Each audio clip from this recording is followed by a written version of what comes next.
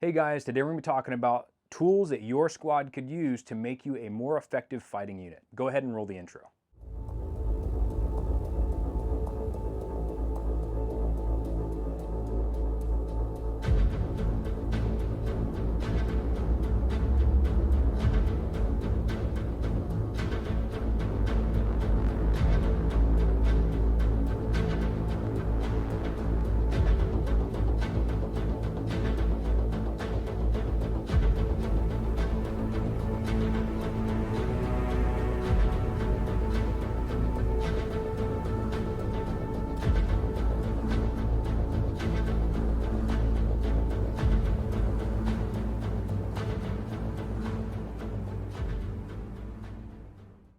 Hey guys, thanks for checking out another Hatchet Cast episode. And today we're going to be talking about tools that are kind of general that your team or your squad or your community could use as a collective to give you an additional capability and make you more effective as a fighting unit.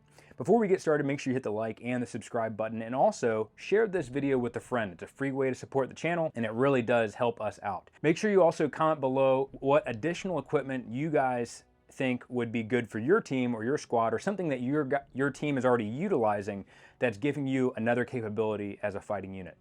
So, kind of a disclaimer, these are just some generalized things. The point of this video today is to talk about ways that your squad or your team of guys or gals or your community could have certain capabilities without one person having to take the financial load of getting that equipment and owning that. Now, if you already own some of these things, whenever you go to a team or become a part of a community, you can bring that as a capability that the team could utilize. Understand a lot of this stuff is just kind of more general. These are just things that I think are super useful. It's things that I've implemented in our community, and also things that I've utilized in the military that has made us a lot more effective. So let's go ahead and get started. And first, we're going to talk about the one thing that is very useful, and that is the thermal. Now, there are two types of thermals I'm going to be talking about. You can have both, or you can have either or. Thermals are going to run you, a good one north of 1,500 bucks. But the first one I'm going to talk about is the handheld thermal. Now, this was provided to me by brushbeaterstore.com, NC Scout. Go check them out on X. We also did a video with NC Scout talking about communications plans in a guerrilla form of a PACE plan. So go check out that video. He's super knowledgeable on radio stuff. He actually teaches an RTO course, and he's also a thermal and night vision dealer. So he sent me this Armasight Sidekick 320. What's really cool about having a handheld thermal is the fact that it is so small. It's going to run you around 1,900 bucks. So obviously, if you guys collectively as a team put your funds together to be able to get one of these, so that way at least one guy, maybe the point man, or your squad commander is going to be able to have this capability. One of the things about this is that it's super lightweight. It has the ability to be clipped onto a bridge mount, so you can run thermal and PVS-14 on your helmet, but it's so small and so light you can throw it inside of a general purpose pouch. It does have 3 buttons for your menu, your digital zoom, and also you have the ability to take pictures and record. It does take a single 123 battery, so it's really compatible with a lot of other devices you may already have. And you get an extension, a battery tube, looks like a flashlight tube. You screw it on, you can run 2 AA batteries and double the life of your thermal.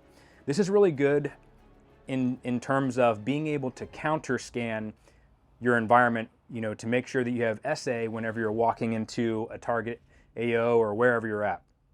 So what we would traditionally do on the mill side or even in the community side is, if you're trying to defeat thermal and you have thermal blankets, one of the ways you can do that is give the point man the thermal unit.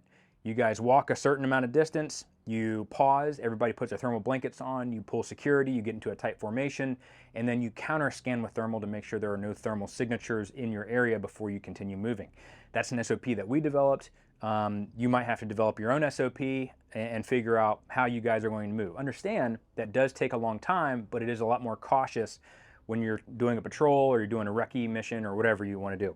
So having a handheld thermal is nice because it's not mounted to your rifle, and it allows you to be able to increase your SA, seeing if there's any thermal signatures in your area. Now, the other type of thermal that you could get is the clip-on thermal. This is from AGM, and this actually has software inside of it that can be constantly updated, and so does the Sidekick. So this actually used to be a clip-on only thermal unit when I first got it, and you put it in front of a scope, like I have it in front of my ACOG, and I can now utilize my ACOG reticle inside of a thermal screen and still be able to see thermal picture. This has the same thing, a lot better clarity than the handheld unit. It is a lot more expensive. You can record, you can take pictures, and also when they sent me the updated software, it now allowed me to have a reticle inside this so I can use it as a standalone thermal scope. Now the benefits of having this clip-on scope is you can make engagements once you see a threat. It allows that person to be able to effectively engage, not have to take your handheld thermal down and then try to find the target with your reticle from your rifle.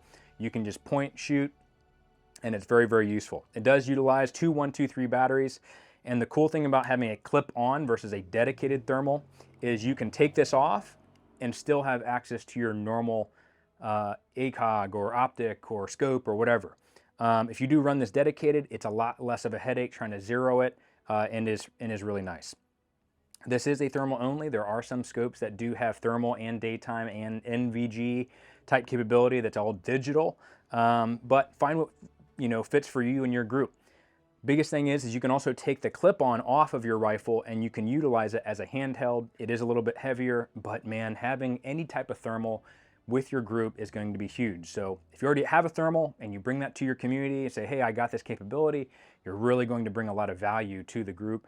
And also, if you decide to split the cost of this, now you guys don't have to have one person take on that financial burden, and you give your entire group the capability.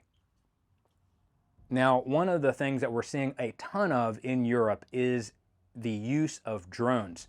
Now there's two types of drones. You have your FPV or first person view drone where the user is wearing goggles, and most of the time those drones are used to target. They're suicide type drones, and they're used to target people or vehicles or trenches, what have you.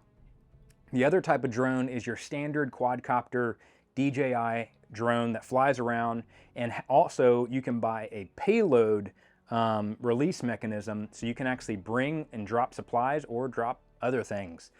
You can actually get this on Amazon. Go check out our description. We'll have the Amazon link in the description below. It's only like 40 bucks or 50 bucks, and it allows you to be able to carry payloads with your standard DJI Mavic or standard quadcopter drone, and the bigger the drone, the bigger the payload. This is a whistle bomb. What's that? I got a strobe in my hand. Yeah, there.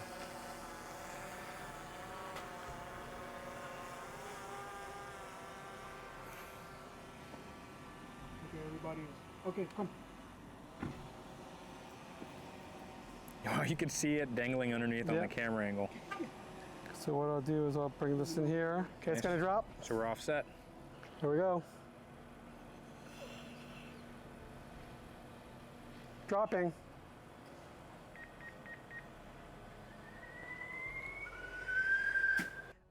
Now what's great about the FPV or the standard drone is it's going to increase your guys' capability in terms of situational awareness and being able to see way in front of you and kind of soak the area or scan the area to make sure you have an idea of where things are at, and just give you a big picture for your team so you guys can make real good, real-time battlefield decisions.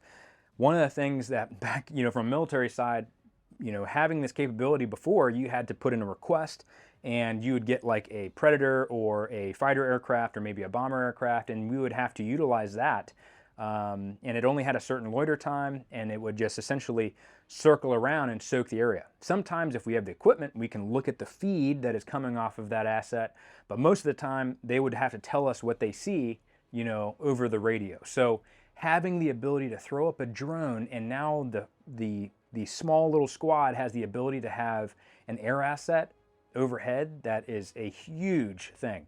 A lot of these DJI drones also have the ability to have an upgraded thermal camera, so you can actually run it just like an ISR or a Predator type drone platform in terms of building your SA or your situational awareness. So having a drone, it is absolutely massive. I almost consider it one of the most important things on this list, along with a thermal unit. It is super important, and they're so common. It's worth having one of the guys you know, maybe get the license to be able to practice with it and include that in your group or community training when it comes to drone operations. The other thing also that is going to be huge is having a squad weapon system or a gunner within your squad. So obviously we have a lot of restrictions on us here in the States, which are not constitutional, but they exist. So what are some ways that we can think outside the box about having a person on the squad that's designated as a heavy gunner or a gunner that can lay down a lot of firepower?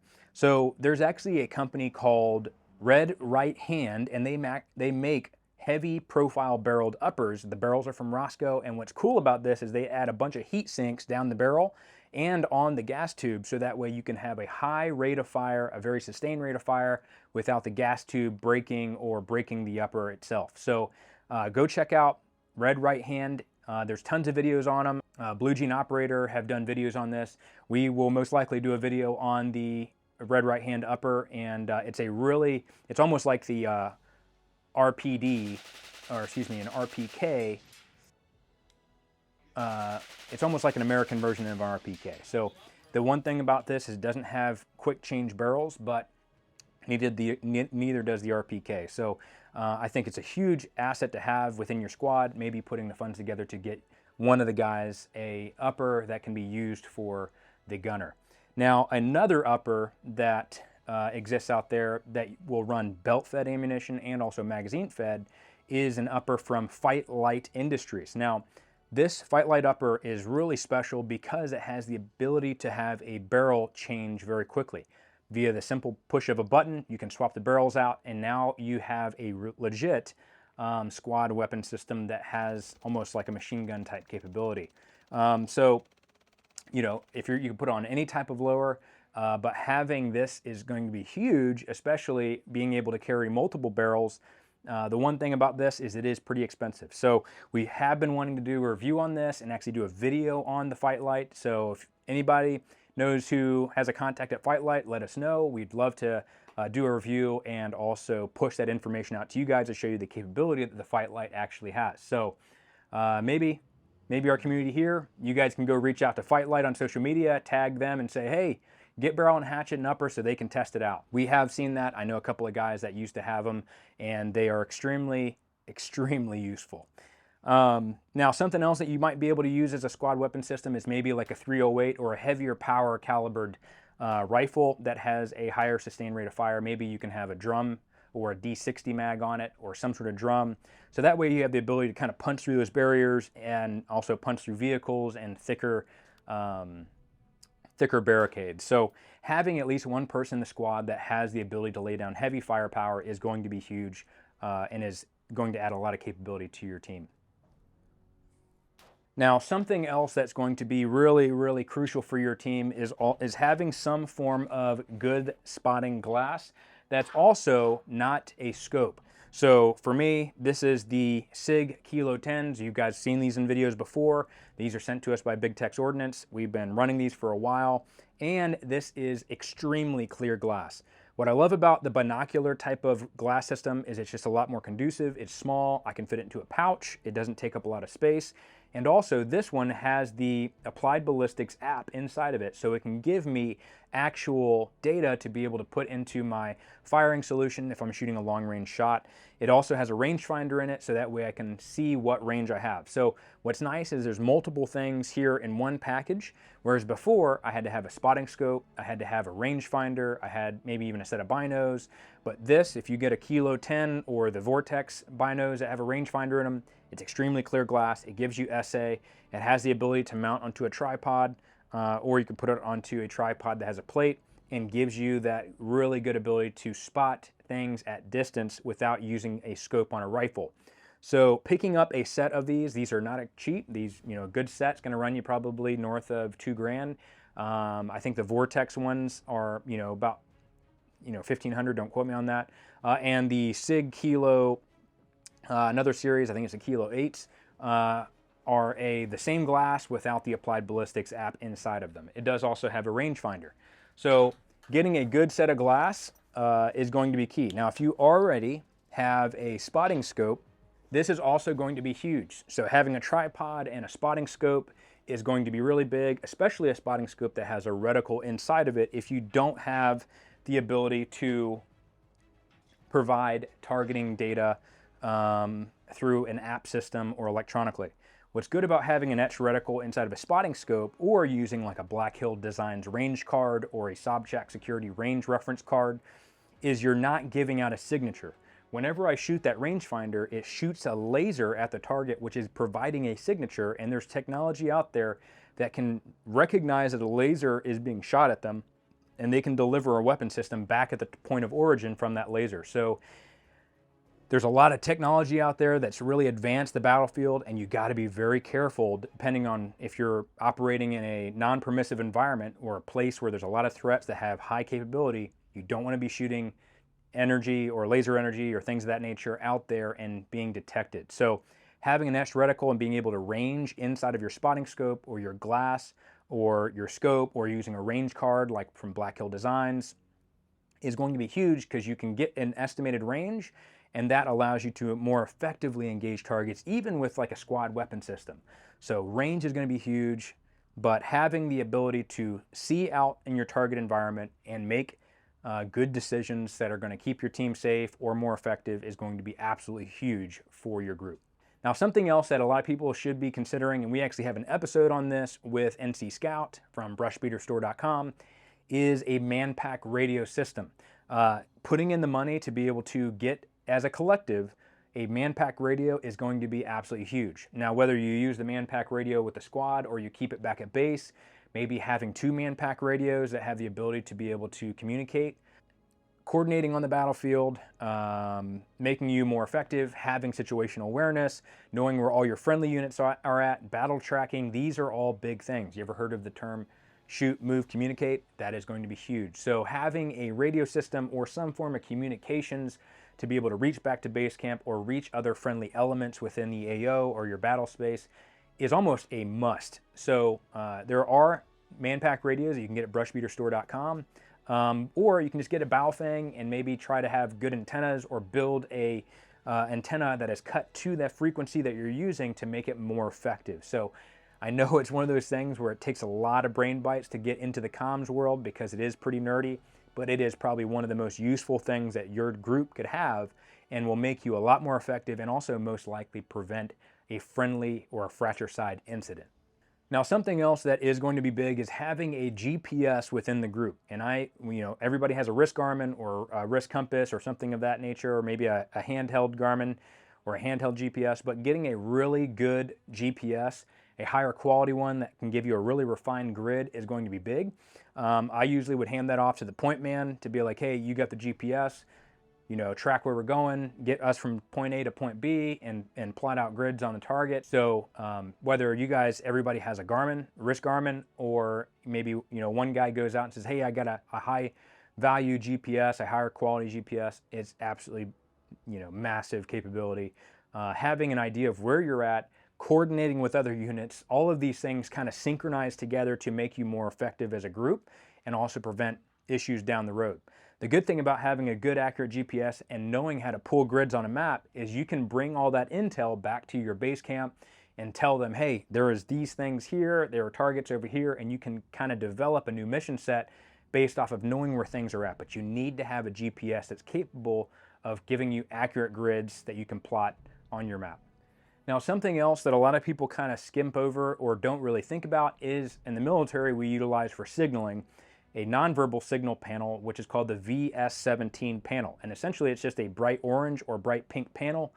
What we'll do is we'll put this over top of cars, like on the roof of a car. So if we're being followed by an air asset or a drone, they can tell that it's a friendly asset, and we can kind of coordinate some sort of SOP saying, hey, we're going down this highway. We have a VS17 marked pink. It has maybe some marker written on it that has your call sign or whatever. So that way, if you're being tracked by a drone or being tracked by another friendly asset, they can kind of keep an eye on where you're at. Having at least one VS17 panel for the group that can go over a vehicle or go out on the ground near your fighting position that can only be viewed from the air will be huge. The other thing is you can use a VS17 panel or just get some bright colored fabric that is the same color and you cut it into strips. And now you can do nonverbal signals between other friendly elements and develop your own SOP for how you're going to be able to communicate using signal panels instead of going on the radio or yelling or whatever. So having a VS17 panel and also strips of VS17 panel for each person is going to make you a lot more effective and give you more capability in terms of your communications and coordination. Now, something else that is really big is if you don't have night vision. Night vision is a personal piece of equipment. However, if everybody in your group has night vision, that is a huge benefit. And if you have extra night vision, you can carry a spare night vision device. On the mill side, we always carried a spare night vision device within the group, maybe two night vision devices within the group. Not everybody needed to carry an extra, so if one person's night vision went down or broke or whatever, we had a spare night vision device to give to that member. Otherwise, you kind of got to hold them by the hand and lead them through the woods at night, which is not good for the group because you make a lot more noise and you're not going to be very effective. So if everybody has night vision, having a couple of spares is going to be big. If not everybody in the group has night vision and you have extra, now you can equip that extra guy within the group who doesn't have night vision with a night vision device for whenever you guys train together. But having spare night vision is going to be a really big thing and also will help you whenever Murphy's Law comes into effect, which Murphy's Law means anything bad that can happen will happen. So making sure that you have a contingency for that is going to be huge for your team. So I'm going to go ahead and hand it back to Eric, who's at the range, and he has a couple more items to talk to you guys about that would be great for the group to have as a capability. Now, some of the harder stuff to get is the more specialty compact breaching tools. Like this one's from breachingtools.com, and it's a pry bar, but it has the ability to extend and lock into place, and then you can also loosen it up and be able to use it in that manner. So it's a little bit more compact, very heavy duty, but you can get a small pry bar or a crowbar and maybe modify it so that way it fits on your kit or fits inside of your guys' breaching bag. Having that type of stuff in conjunction with a sledgehammer is going to help you guys get access to a lot of restricted areas in a combat zone. Now, this is something where it is very specialty, but having a breach pen is something that is really nice for torching your way through stuff. Essentially, it's a super hot flare that's able to just melt through metal and cut chains and things of that nature. It's a lot more overt because you have this giant bright light, and you also need some form of goggles that you can utilize to prevent you from burning out your retinas when you're using this type of tool. This is something that's a little bit more specialty. It is pretty dangerous, so you need to make sure that you're trained on something like this if you do have one of these, but it is something else to think about. Now, one of the other things that you guys can have as a group is obviously like a circular saw that's able to cut through doors or cut through locks.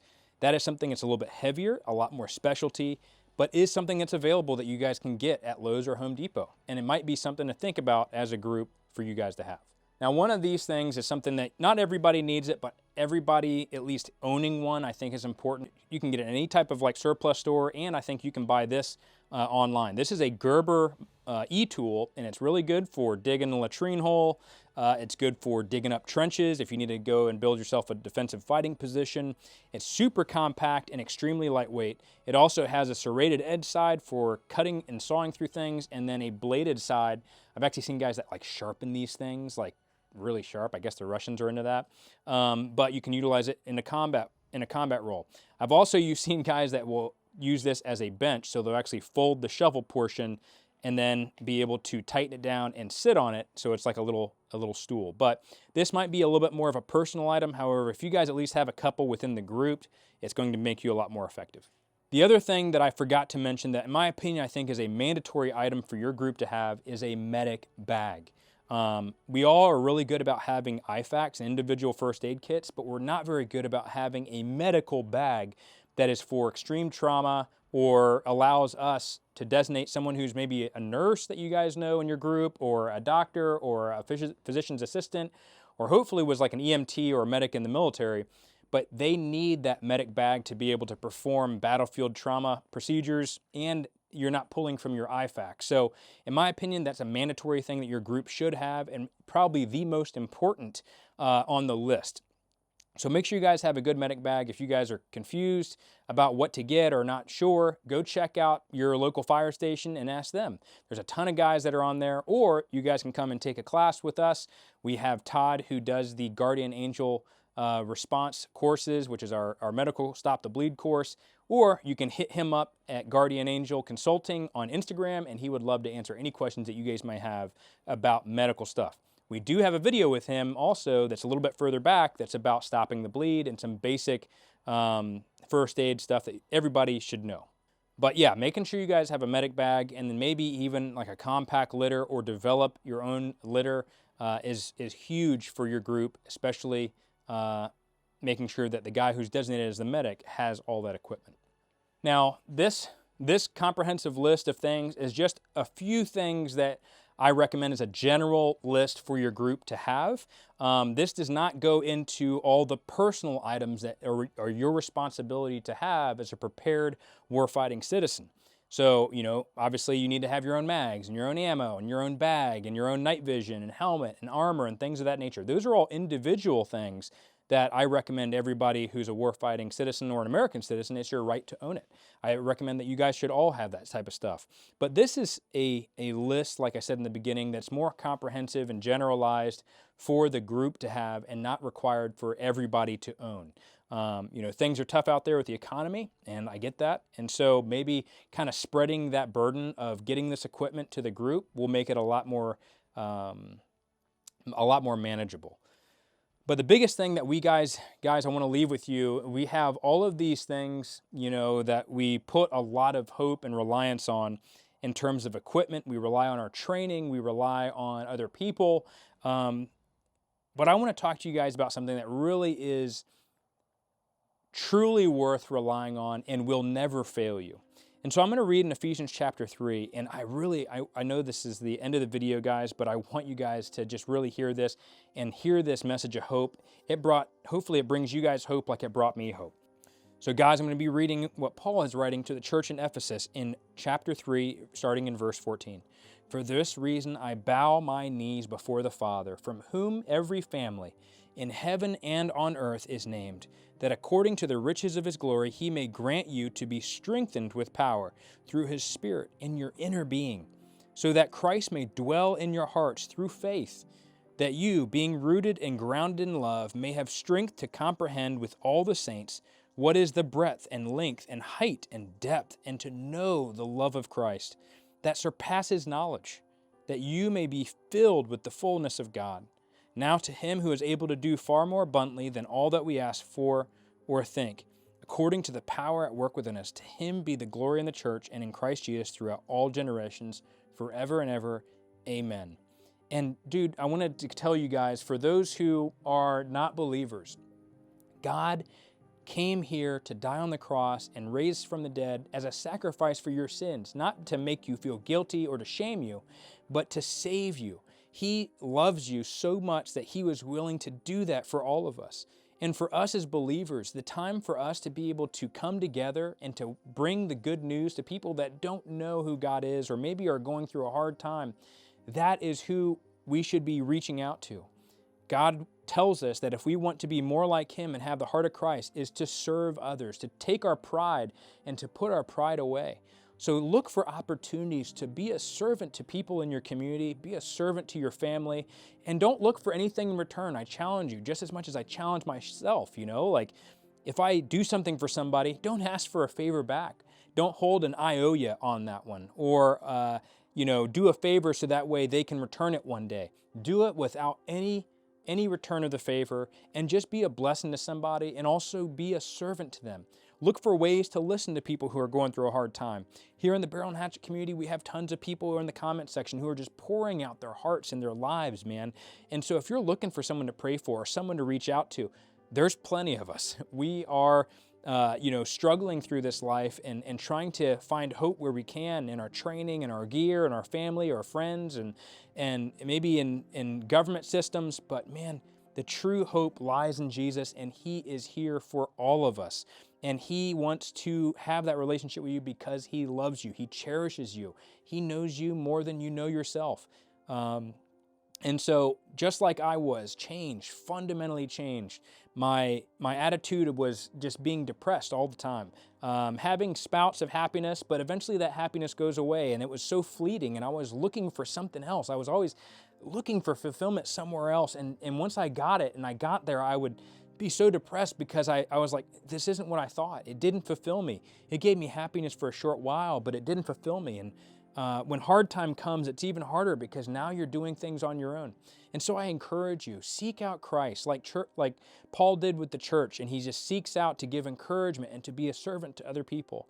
My fellow believers in the Lord, I ask you to be servants to those in this community who don't have Christ and who need him, and to introduce who God really is, not as a judge, but as a Savior who loves us, as our Creator, like a father loves his child or a mother loves her child. And so for all of you guys, I want to impress upon you this verse. It's in 2 Timothy chapter 4, verse 7. I have fought the good fight. I have finished the race. I have kept the faith. And what happens when we do that? Henceforth there is laid up for me the crown of righteousness, which the Lord, the righteous judge, will award to me on that day. And not only to me, but also to all who have loved his appearing. Guys, live to be a servant to other people. Look out for your fellow man. Train to be the eternal asset. And I will see you on the next one.